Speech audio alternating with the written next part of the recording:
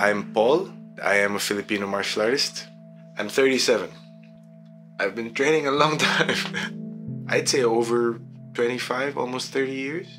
I've been developing my own expression of martial arts, and I call it fluid tactics.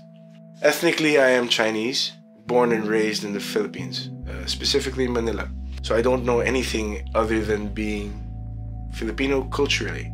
I am very proud of where I'm from, just because I know nothing else.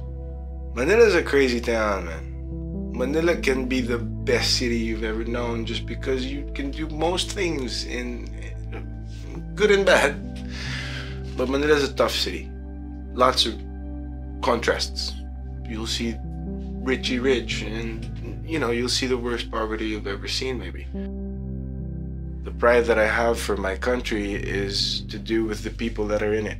Being in and around people who have similar struggles and similar means of fighting the system, fighting the so-called oppressor, which is, I think, what most Filipinos do, just because we were always bullied.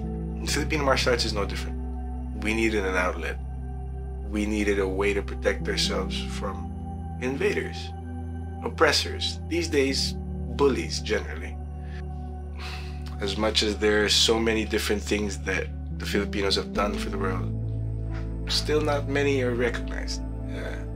Filipino martial arts, or as it's known to be, eskrima or kali, arnis, is, let's say, a blanket name for different styles of martial arts or combative arts in the Philippines. Some of them come from families that have passed down from generation to generation, have developed certain techniques utilizing weapons, utilizing machetes and swords, sticks, knives, their bare hands, their feet.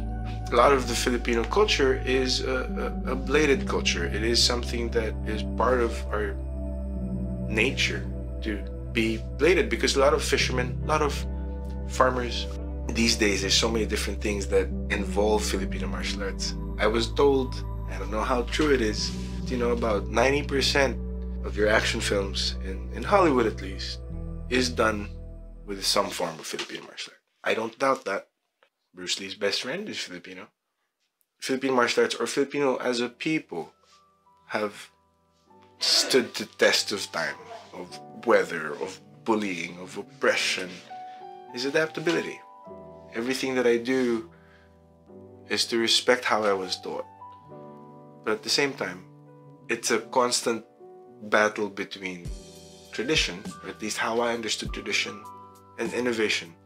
But teaching in itself, seeing growth, seeing change, seeing a person who was struggling with something change their mind about that very thing. People that are going through a traumatic experience, if it can be changed through movement, through martial arts, through learning how to have fun with punches and kicks. Me teaching is the entire fulfillment of teaching, is to see the growth, is to see, quote unquote, lotus buds form and open from very murky water and very dirty situations and hard things, That's the payment. So I moved 5 years ago to the UK. It was very difficult in the beginning. Bringing Filipino martial arts to London, bringing my own expression of Filipino martial arts to London is very weighty, let's say. Very responsibility filled. Trying to bring the way that I was taught, pass it on to people that don't know my culture. There is a lot of pressure to that.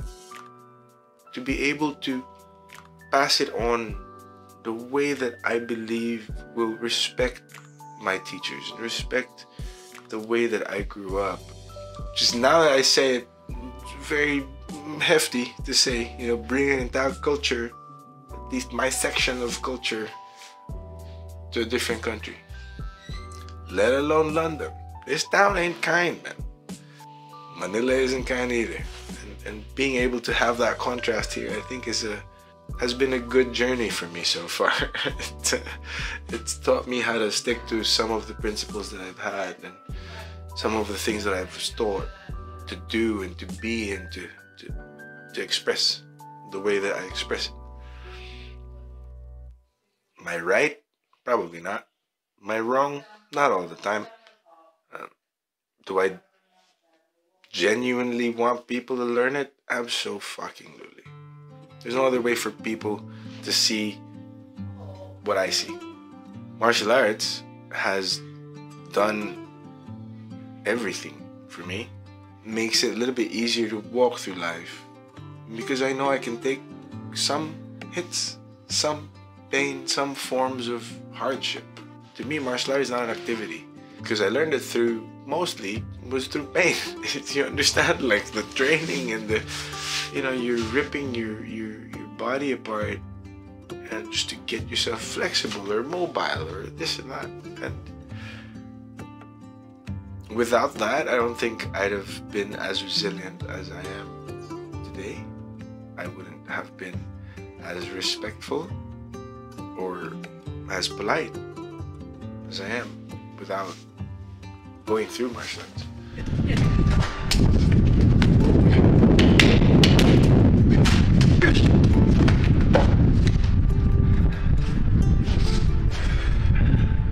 We're starting to feel what we can do. Ouch!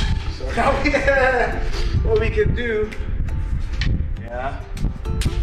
For the most part, I'm striving for my art to be promoted and for people to begin to maybe see it as not just an expression of an individual, but maybe something that they can take with them.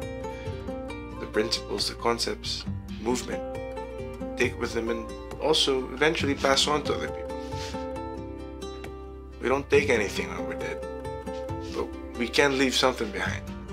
We're all growing through different means, through different eyes and through different hands. Isn't that what a human being should be, man? Like, just be different from everybody else. And again, if there is a vessel or a method that they can use to get there, hopefully mine is one of them. Well, again, I say mine, it's a collection of everyone I've learned from. And that will never change.